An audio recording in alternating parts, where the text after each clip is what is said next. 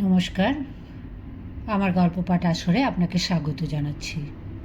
পড়ে শোনাচ্ছি শরৎচন্দ্র চট্টোপাধ্যায়ের ছোট গল্প ছবির তৃতীয় এবং অন্তিম পর্ব। শিশুকাল হইতে যে দুইজনের কখনো এক মুহূর্তের জন্য বিচ্ছেদ ঘটে নাই, অদৃষ্টের বিড়ম্বনায় আজ মাসাধিক কাল গত হইয়াছে, কাহারও সহিত কেউ সাক্ষাৎ করে নাই। মাস হয়ে এই বলিয়া আপনাকে বুঝাইবার চেষ্টা করে যে এ এক প্রকার ভালোই হইল যে মোহের জাল এই দীর্ঘদিন ধরিয়া তাহাকে কঠিন বন্ধনে অভিভূত করিয়া রাখিয়াছিল তাহা ছিন্ন হইয়া গিয়াছে, আর তাহার সহিত বিন্দু মাত্র সংস্রব নাই। এই ধনীর কন্যা নবীন উদ্দাম প্রকৃতি পিতা বিদ্যমানেও অনেক দিন এমন অনেক কাজ করিতে চাহিয়াছে যাহা কেবলমাত্র গম্ভীর ও সংযত চিত্ত বাথহীনের বিরক্তির ভয়ই পারে নাই। কিন্তু আজ সে স্বাধীন, একেবারে নিজের মালিক নিজে, কোথাও কাহারও কাছে আর লেশ মাত্র জবাবদিহি করিবার নাই। এই একটিমাত্র কথা লইয়া সে মনে মনে অনেক তোল্লা পাড়া, অনেক ভাঙা গড়া করিয়াছে, কিন্তু একটা দিনের জন্য কখনো আপনার হৃদয়ের নিগূঢ়তম গৃহটির দ্বার খুলিয়া দেখে নাই সেখানে কি আছে। দেখিলে দেখিতে পাইত এতদিন শুদ্ধমাত্র সে আপনাকেই আপনি ঠকাইয়াছে। সেই নিভৃত গোপন কক্ষে দিবা নিশি উভয়ে মুখোমুখি বসিয়া আছে, প্রেমালাপ করিতেছে না, কলহও করিতেছে না, কেবল নিঃশব্দে উভয়ের চক্ষু বাহিয়া অশ্রু বহিয়া যাইতেছে। নিজেদের জীবনের এই একান্ত করুণ চিত্রটি তাহার মনশ্চক্ষের অগোচর ছিল বলিয়াই ইতিমধ্যে গৃহে তাহার অনেক উৎসব রজনে নিষ্ফল অভিনয় হইয়া গেল। পরাজয়ের লজ্জা তাহাকে ধূলির সঙ্গে মিশাইয়া দিল না। কিন্তু আজিকার দিনটা ঠিক তেমন করিয়া কাটিতে চাহিল না। কেন, সেই কথাটাই বলিব। জন্মতিথি উপলক্ষে প্রতি বৎসর তাহার গৃহে একটা আমোদ আহ্লাদ ও খাওয়া দাওয়ার অনুষ্ঠান হইত, আর সেই আয়োজনটাই কিছু অতিরিক্ত আড়ম্বরের সহিত হইতেছিল। বাটির দাসদাসী হইতে আরম্ভ করিয়া প্রতিবেশীরা পর্যন্ত আসিয়া যোগ দিয়াছে। কেবল তাহার নিজেরই যেন কিছুতে গা নাই। সকাল হইতে আজ তাহার মনে হইতে লাগিল সমস্ত বৃথা, সমস্ত পণ্ডশ্রম। কেমন করিয়া যেন এতদিন তাহার মনে হইতেছিল ওই লোকটাও দুনিয়ার অপর সকলেরই মতো, সেও মানুষ, সেও ঈর্ষার অতীত নয়। তাহার গৃহের এই যে সব আনন্দ উৎসবের অপর্যাপ্ত নবনব আয়োজন, ইহার বার্তা কি তাহার রুদ্ধ বাতায়ন ভেদিয়া সেই নিভৃত কক্ষে গিয়া পশে না? তাহার কাজের মধ্যে কি বাধা দেয় না? হয়তোবা সে তাহার তুলিটা ফেলিয়া দিয়া কখনো স্থির হইয়া বসে, কখনো বা অস্থির দ্রুত পদে ঘরের মধ্যে ঘুরিয়া বেড়ায়, কখনো বা নিদ্রাবিহীন তপ্ত শয্যায় পড়িয়া সারা রাত্রি জ্বলিয়া পুড়িয়া মরে, কখনো বা, কিন্তু থাক সেসব। কল্পনায় এতদিন মাস হয়ে এক প্রকার তীক্ষ্ণ আনন্দ অনুভব করিতেছিল, কিন্তু আজ তাহার হঠাৎ মনে হইতেছিল কিছুই না, কিছুই না। তাহার কোনো কাজেই তাহার কোনো বিঘ্ন ঘটায় না, সমস্ত মিথ্যা, সমস্ত ফাঁকি। সে ধরিতেও চাহে না, ধরা দিতেও চাহে না। ওই কেমন দুর্বল দেহটা অকস্মাৎ কী করিয়া যেন একেবারে পাহাড়ের মতো কঠিন ও অচল হইয়া গেছে। কোথাকার কোনো ঝঞ্ঝাই আর তাহাকে এক বিন্দু বিচলিত করিতে পারে না। কিন্তু তথাপি জন্মতিথি উৎসবের বিরাট আয়োজন আড়ম্বরের সঙ্গেই চলিতেছিল। পথিন আজ সর্বত্র, সকল কাজে, এমনকি পরিচিতদের মধ্যে একটা কানাঘুষাও চলিতেছিল যে একদিন এই লোকটাই এ বাড়ির কর্তা হইয়া উঠিবে, এবং বোধহয় সেদিন বড় বেশি দূরেও নয়। গ্রামের নরনারীতে বাড়ি পরিপূর্ণ হইয়া গেছে, চারিদিকেই আনন্দ ও কলরব। শুধু যাহার জন্য এইসব, সেই মানুষটি বিমনা।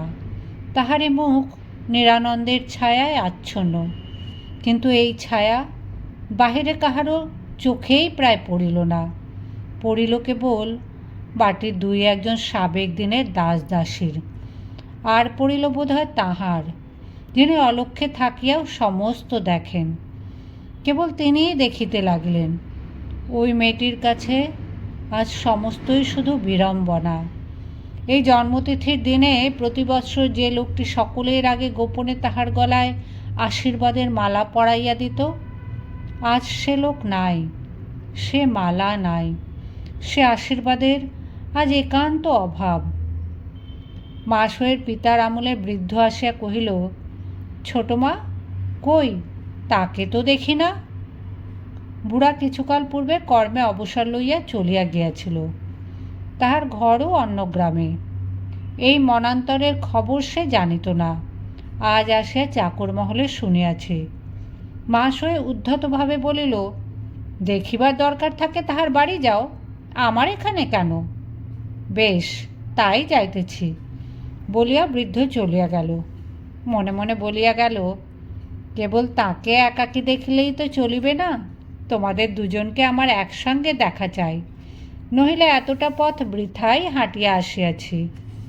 কিন্তু বুড়ার মনের কথাটি এই নবীনার অগোচর রহিল না। সেই অবধি এক প্রকার সচকিত অবস্থাতেই তাহার সকল কাজের মধ্যে সময় কাটিতেছিল। সহসা একটা চাপা গলার অস্ফুট শব্দে চাহিয়া দেখিল বাথহীন।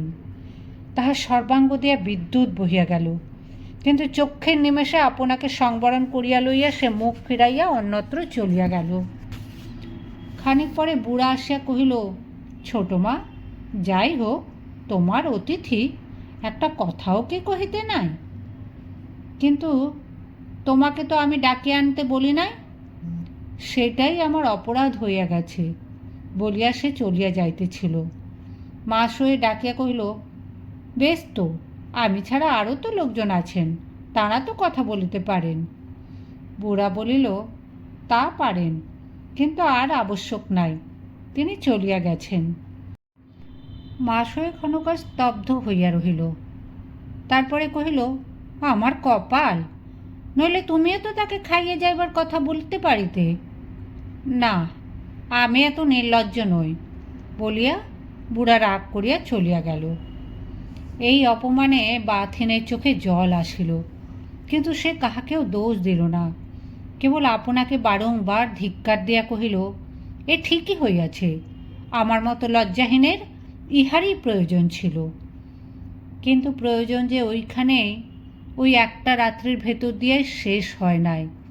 ইহার চেয়ে অনেক অনেক বেশি অপমান যে তাহার অদৃষ্টে ছিল, ইহা 2 দিন পরে টের পাইল। আর এমন করিয়া টের পাইল যে সে লজ্জা সারা জীবনে কোথায় রাখিবে তাহার কুল কিনারা দেখিল না। যে ছবিটার কথা লইয়া এই আখ্যায়িকা আরম্ভ হইয়াছে, জাতকের সেই গোপন চিত্রটা এতদিনে সম্পন্ন হইয়াছে। 1 মাসের অধিককাল অবিশ্রাম পরিশ্রমের ফল আজ শেষ হইয়াছে। সমস্ত সকালটা সে এই আনন্দেই মগ্ন হইয়া রহিল। ছবি রাজদরবারে যাইবে, যিনি দাম দিয়া লইয়া যাইবেন সংবাদ পাইয়া তিনি উপস্থিত হইলেন, কিন্তু ছবির আবরণ উন্মুক্ত হইলে তিনি চমকিয়া উঠিলেন। চিত্র সম্বন্ধে তিনি আনাড়ি ছিলেন না। অনেকক্ষণ একদৃষ্টে চাহিয়া থাকিয়া অবশেষে ক্ষুব্ধস্বরে বলিলেন, এ ছবি রাজাকে দিতে পারিব না। বাথহীন ভয়ে বিস্ময়ে হতবুদ্ধি হইয়া কহিল, কেন? তার কারণ এ মুখ আমি চিনি। মানুষের চেহারা দিয়া দেবতা গড়িলে দেবতাকে অপমান করা হয়, এ কথা ধরা পড়িলে রাজা আমার মুখ দেখিবেন না। এই বলিয়া সে চিত্রকরের বিস্ফারিত ব্যাকুল চক্ষের প্রতি ক্ষণকাল চাহিয়া থাকিয়া মুখ টিপিয়া হাসিয়া বলিল, একটু মন দিয়া দেখিলেই দেখিতে পাইবেন এ কে, এ ছবি চলিবে না। বাথহীনের চোখের ওপর হইতে ধীরে ধীরে একটা কুয়াশার ঘোর কাটিয়া যাইতেছিল। ভদ্রলোক চলিয়া গেলেও সে তেমনি দৃষ্টি নিবদ্ধ করিয়া দাঁড়াইয়া রহিল। তাহার চোখ দিয়ে জল পড়িতে লাগিল। আর তাহার বুঝিতে বাকি নাই, এতদিন এই প্রাণান্ত পরিশ্রম করিয়া সে হৃদয়ের অন্তঃস্থল হইতে যে সৌন্দর্য, যে মাধুর্য বাহিরে টানিয়া আনিয়াছে, দেবতারূপে যে তাহাকে অহর্নিশে ছলনা করিয়াছে সে জাতকের গোপা নহে, সে তাহারই মাস হয়ে। চোখ মুছিয়া মনে মনে কহিল, ভগবান, আমাকে এমন করিয়া বিড়ম্বিত করিলে, তোমার আমি কি করিয়াছিলাম? পথিন সাহস পাইয়া বলিল, তোমাকে দেবতাও কামনা করেন মাস হয়ে, আমি তো মানুষ। মাস হয়ে অন্যমনস্কের মতো উত্তর দিল, কিন্তু যে করে না সে বোধহয় তবে দেবতারও বড়। কিন্তু এ প্রসঙ্গকে সে আর অগ্রসর হইতে দিল না। কহিল, শুনিয়াছি দরবারে আপনার যথেষ্ট প্রতিপত্তি আছে, আমার একটা কাজ করিয়ে দিতে পারেন খুব শীঘ্র? পথিন উৎসুক হইয়া জিজ্ঞাসা করিল, কি? একজনের কাছে আমি অনেক টাকা পাই, কিন্তু আদায় করিতে পারি না, কোনো দলিল নাই। আপনি কিছু উপায় করিতে পারেন? পারি, কিন্তু তুমি কি জানো না এই রাজকর্মচারীটি কে? বলিয়া লোকটি হাসিল। এই হাসির মধ্যে স্পষ্ট উত্তর ছিল। মাস হয়ে ব্যগ্র হইয়া তাহার হাতটা চাপিয়া ধরিয়া বলিল, তবে দিন একটা উপায় করিয়া, আজই, আমি একটা দিনও আর বিলম্ব করিতে চাহি না। পথিন ঘাড় নাড়িয়া কহিল, বেশ তাই। এই ঋণটা চিরদিন এত তুচ্ছ, এত অসম্ভব, এতই হাসির কথা ছিল যে এ সম্বন্ধে কেহ কখনো চিন্তা পর্যন্ত করে নাই। কিন্তু রাজকর্মচারীর মুখের আশায় মাস হয়ে সমস্ত দেহ এক মুহূর্তে উত্তেজনায় উত্তপ্ত হইয়া উঠিল। সে দুই চক্ষু প্রদীপ্ত করিয়া সমস্ত ইতিহাস বিবৃত করিয়া কহিতে লাগিল, আমি কিছুই ছাড়িয়া দিব না, একটা কড়ি পর্যন্ত না। যোগ যেমন করে রক্ত শুষিয়া লয়, ঠিক তেমনি করিয়া আজই, এখনই হয় না? এ বিষয়ে এই লোকটাকে অধিক বলা বাহুল্য, ইহা তার আশার অতীত। সে ভিতরের আনন্দ ও আগ্রহ কোনো মতে সংবরণ করিয়া বলিল, রাজার আইন অন্তত 7 দিনের সময় চাই। এই সময়টুকু কোনোরূপে ধৈর্য ধরিয়া থাকিতেই হইবে। তাহার পরে যেমন করিয়া খুশি, যত খুশি রক্ত শুষিবেন, আমি আপত্তি করিব না। সেই ভালো, কিন্তু এখন আপনি যান। এই বলিয়া সে এক প্রকার যেন ছুটিয়া পলাইল। এই দুর্বোধ্য মেয়েটির প্রতি লোকটির লোভের অবধি ছিল না, তাই অনেক অবহেলা সে নিঃশব্দে পরিপাক করিত, আজও করিল। বরঞ্চ গৃহে ফিরিবার পথে আজ তাহার পুলকিত চিত্ত পুনঃ পুনঃ এই কথাটাই আপনি কহিতে লাগিল, আর ভয় নাই, তাহার সফলতার পথ নিষ্কণ্টক হইতে আর বোধহয় অধিক বিলম্ব হইবে না। বিলম্ব হইবে না সে কথা সত্য, কিন্তু কত শীঘ্র এবং কত বড় বিস্ময় যে ভগবান তাহার অদৃষ্টে লিখিয়া রাখিয়াছিলেন, এ আজ কল্পনা করাও তাহার পক্ষে সম্ভব ছিল না। ঋণের দাবির চিঠি আসিল। কাগজখানা হাতে করিয়া বাথিন অনেকক্ষণ চুপ করিয়া বসিয়া রহিল। ঠিক এই জিনিসটি সে আশা করে নাই বটে, কিন্তু আশ্চর্যও হইল না। সময় অল্প, শীঘ্র কিছু একটা করা চাই। একদিন নাকি মাস হয়ে রাগের উপর তাহার পিতার অপব্যয়ের প্রতি বিদ্রূপ করিয়াছিল।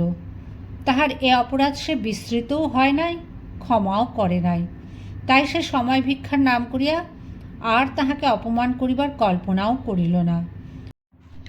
শুধু চিন্তা এই যে তাহার যাহা কিছু আছে সব দিয়াও পিতাকে ঋণমুক্ত করা যাইবে কিনা। গ্রামের মধ্যে একজন ধনী মহাজন ছিল।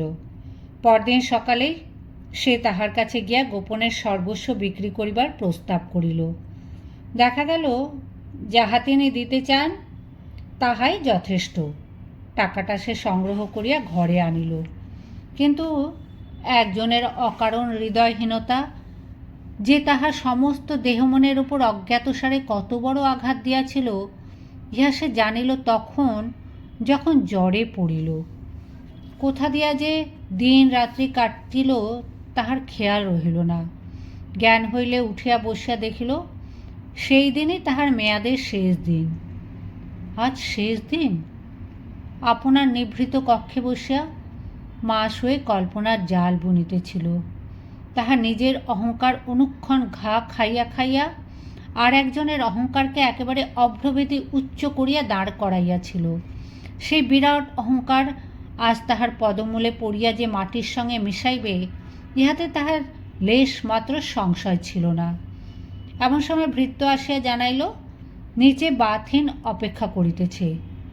মাস হয়ে মনে মনে ক্রূর হাসি হাসিয়া বলিল, জানি, সে নিজেও ইহারই প্রতীক্ষা করিতেছিল। মাস হয়ে নিচে আসিতেই বাথিন উঠিয়া দাঁড়াইল, কিন্তু তাহার মুখের দিকে চাহিয়া মাসয়ের বুকে শেল বেঁধিল। টাকা সে চাহে না, টাকার প্রতি লোভ তাহার কানা কড়ির নাই, কিন্তু সেই টাকার নাম দিয়া কত ভয়ঙ্কর অত্যাচার যে অনুষ্ঠিত হইতে পারে ইহা সে আজ এই প্রথম দেখিল। বাথিন প্রথমে কথা কহিল, বলিল, আজ 7 দিনের শেষ দিন, তোমার টাকা আনিয়াছি। হায় রে, মানুষ মরিতে বসিয়াও দর্প ছাড়িতে চায় না, নইলে প্রত্যুত্তরে এমন কথা মাসয়ের মুখ দিয়া কেমন করিয়া বাহির হইতে পারিল যে সে সামান্য কিছু টাকা প্রার্থনা করে নাই, ঋণের সমস্ত টাকা পরিশোধ করিতে বলিয়াছে। বাথিনের পীড়িত শুষ্ক মুখ হাসিতে ভরিয়া গেল। বলিল, তাই বটে, তোমার সমস্ত টাকাই আনিয়াছি। সমস্ত টাকা পেলে কোথায়? কালই জানিতে পারিবে। ওই বাক্সটায় টাকা আছে, কাহাকেও গনিয়া লইতে বলো। গাড়োয়ান দ্বার প্রান্ত হইতে তাহাকে লক্ষ্য করিয়া জিজ্ঞাসা করিল, আর কত বিলম্ব হইবে? বেলা থাকিতে বাহির হইতে না পারিলে যে পেগুতে রাত্রের মতো আশ্রয় মিলিবে না। মাস হয়ে গলা বাড়াইয়া দেখিল পথের উপর বাক্স, বিছানা প্রভৃতি বোঝাই দেওয়া গোজান দাঁড়াইয়া। ভয়ে চক্ষের নিমেষে তাহার সমস্ত মুখ বিবর্ণ হইয়া উঠিল। ব্যাকুল হইয়া একেবারে সহস্র প্রশ্ন করিতে লাগিল। পেগুতে কে যাবে? গাড়ি কার? কোথায় এত টাকা পেলে? চুপ করিয়া আছো কেন? তোমার চোখ অত শুকনো কিসের জন্য? কাল কি জানিব? আজ বলিতে তোমার। বলিতে বলিতে এই সে আত্মবিস্মৃত হইয়া কাছে আসিয়া তাহার হাত ধরিল এবং নিমেষে হাত ছাড়িয়া দিয়া তাহার ললাট স্পর্শ করিয়া চমকাইয়া উঠিল। উহ, এ যে জ্বর! তাই তো বলি, মুখ অত ফ্যাকাশে কেন? বাথিন আপনাকে মুক্ত করিয়া লইয়া শান্ত মৃদু কণ্ঠে বলিল, বসো। বলিয়া সে নিজেই বসিয়া পড়িয়া কহিল, আমি মান্দালে যাত্রা করিয়াছি, আজ তুমি আমার একটা শেষ অনুরোধ শুনিবে? মাসয়ে ঘাড় নাড়িয়া জানাইল, সে শুনিবে। বাথিন একটু স্থির থাকিয়া কহিল, আমার শেষ অনুরোধ, সৎ দেখিয়া কাহাকেও শীঘ্র বিবাহ করিও। এমন অবিবাহিত অবস্থায় আর বেশি দিন থাকিও না। আর একটা কথা। এই বলিয়া সে আবার কিছুক্ষণ মৌন থাকিয়া এবার আরও মৃদুকণ্ঠে বলিতে লাগিল, আর একটা জিনিস তোমাকে চিরকাল মনে রাখিতে বলি। এই কথাটা কখনো ভুলিবে না যে লজ্জার মতো অভিমানও স্ত্রীলোকের ভূষণ বটে, কিন্তু বাড়াবাড়ি করিলে। মাসয়ে অধীর হইয়া মাঝখানেই বলিয়া উঠিল, ওসব আর একদিন শুনিব। টাকা পেলে কোথায়? বাথিন হাসিল, কহিল, এ কথা কেন জিজ্ঞাসা করো? আমার কিনা তুমি জানো? টাকা পেলে কোথায়? বাথিন ঢোক গিলা ইতস্তত করিয়া অবশেষে বলিল, বাবার ঋণ তার সম্পত্তি দিয়াই শোধ হইয়াছে, নইলে আমার নিজের আর আছে কি? তোমার ফুলের বাগান, সেও তো বাবার। তোমার অত বই, বই লইয়া আর করিব কি? তাছাড়া সেও তো তাঁরই। মাস হয়ে একটা নিঃশ্বাস ফেলিয়া বলিল, যাক, ভালোই হইয়াছে, এখন ওপরে গিয়া শুইয়া পড়িবে, চলো। কিন্তু আজ যে আমাকে যাইতেই হইবে, এই জ্বর লইয়া? এ কি তুমি সত্যই বিশ্বাস করো তোমাকে আমি এই অবস্থায় ছাড়িয়া দিব? এই বলিয়া সে কাছে আসে আবার হাত ধরিল। এবার বাথিন বিস্ময়ে চাহিয়া দেখিল মাসয়ের মুখের চেহারা এক মুহূর্তে একেবারে পরিবর্তিত হইয়া গিয়াছে। সে মুখে বিষাদ, বিদ্বেষ, নিরাশা, লজ্জা, অভিমান কিছুরই চিহ্ন মাত্র নাই। আছে শুধু বিরাট স্নেহ ও তেমনি বিপুল শঙ্কা। এই মুখ তাহাকে একেবারে মন্ত্রমুগ্ধ করিয়া দিল। সে নিঃশব্দে ধীরে ধীরে তাহার পেছনে পেছনে ওপরে শয়নকক্ষে আসিয়া উপস্থিত হইল। তাহাকে শয্যায় শোয়াইয়া দিয়া মাস হয়ে কাছে বসিল দুটি সজল দৃপ্ত চক্ষু তাহার পাণ্ডুর মুখের উপর নিবদ্ধ করিয়া কহিল, তুমি মনে করো কতগুলো টাকা আনিয়াছ বলিয়াই আমার ঋণ শোধ হইয়া গেল? মান্দালের কথা ছাড়িয়া দাও। আমার হুকুম ছাড়া এই ঘরের বাহিরে গেলেও আমি ছাদ হইতে নিচে লাফাইয়া পড়িয়া আত্মহত্যা করিব। আমাকে অনেক দুঃখ দিয়াছ, কিন্তু আর দুঃখ কিছুতেই সহিব না, এ তোমাকে আমি নিশ্চয়ই বলিয়া দিলাম। বাথিনার জবাব দিল না। গায়ের কাপড়টা টানিয়া লইয়া একটা দীর্ঘশ্বাস ফেলিয়া পাশ ফিরিয়া শুইল।